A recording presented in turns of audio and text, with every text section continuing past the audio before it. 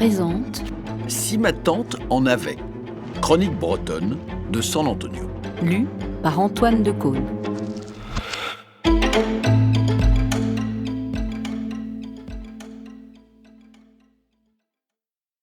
Le poète emploie tous les mots.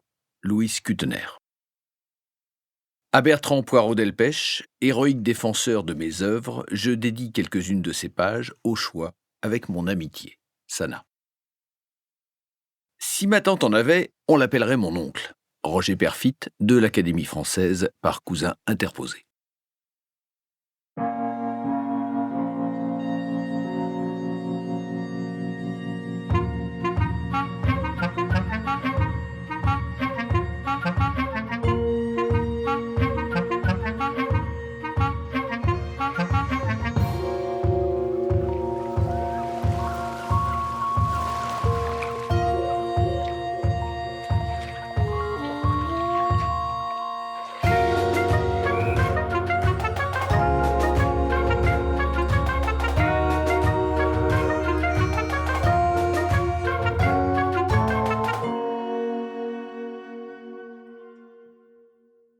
Ces premiers, du genre cauchemar.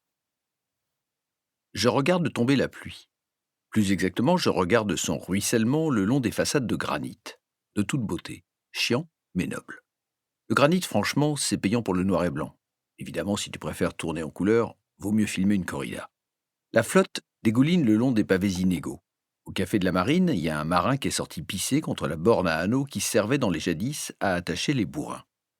Une vieille fille à mitaine qui radine en droite ligne de la messe de 8h15, le pébroc en avant, la jupaille enroulée autour des fourchettes à fondu qui lui servent de jambes, crie au mataf qu'il est répugnant. J'entends pas, mais je devine, car je sais lire sur les lèvres des vierges. Le pisseur se volte-face pour montrer son big zob transocéanique à la gonzesse. Il est chibré comme étant corné un cachalot, ses zigues. La vioque se voile la face de son pépin et s'empresse de caleter dans les bourrasques atlantiques. Le beffroi de l'église carillonne on ne sait quoi ni pour qui. Marin perdus en mer, comme chantait papa quand j'étais chiard et que je le croyais immortel, mon dab. Et puis il est mort, et des tas de marins se sont perdus en mer depuis, parce que la vie, t'as beau avoir du poil au cul, jolie madame, elle fonctionne comme ça, et pas autrement. Derrière moi, l'officier de police Le Guenec enregistre la déposition d'un petit loupard qui a chouravé l'album du King Elvis chez le disquaire de la Grand Place. Franchement, il n'y a pas de quoi se filer des plumes d'autruche dans l'ogne pour gambiller le French concon. La vie te met une de ses gueules ce matin.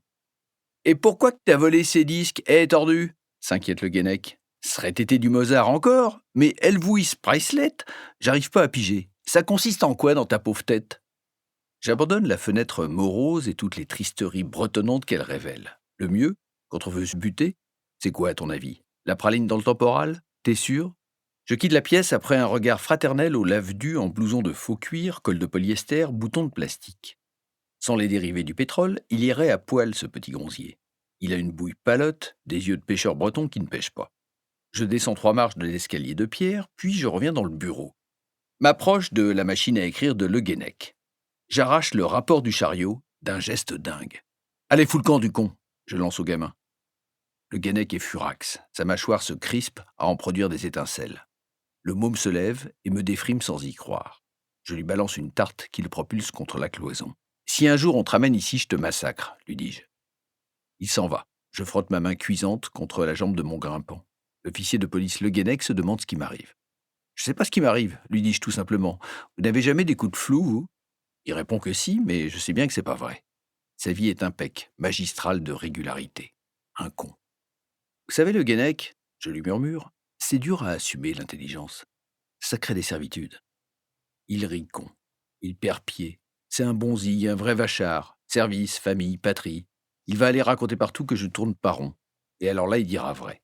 Ma matière grise fait des couacs depuis quelque temps.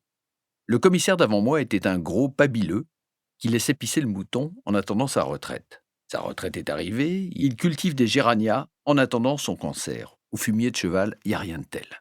Seulement, faut se gaffer des écorchures à cause du tétanos.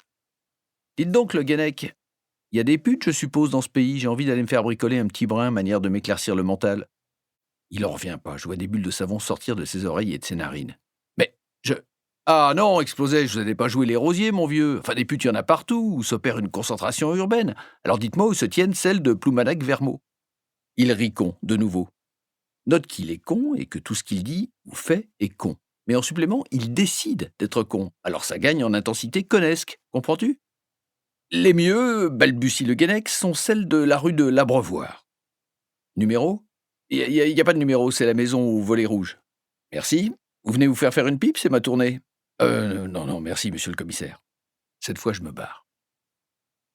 En bas, sur le banc de bois de l'entrée, j'avise un trou de balle armé d'un icône. Il se lève en m'avisant et bredouille. Félix Guingande, du phare de Ploumanac-Vermont. Vous êtes le nouveau commissaire, n'est-ce pas, le fameux commissaire San Antonio de Paris? Je voudrais vous demander de m'accorder une petite interview et aussi de prendre une photo afin de vous présenter à nos lecteurs. Préparez votre appareil, dis-je. Il s'affaire. Pendant ce temps, je déboucle ma ceinture ainsi que mon bénouze. À l'instant où il se met en batterie, j'en fais autant. Il a un cliché fabule de mon cul. Passez-le à la une, conseillais-je, ça fera grimper le tirage. Et sur ces fortes paroles, je me mets en quête de la rue de l'Abreuvoir.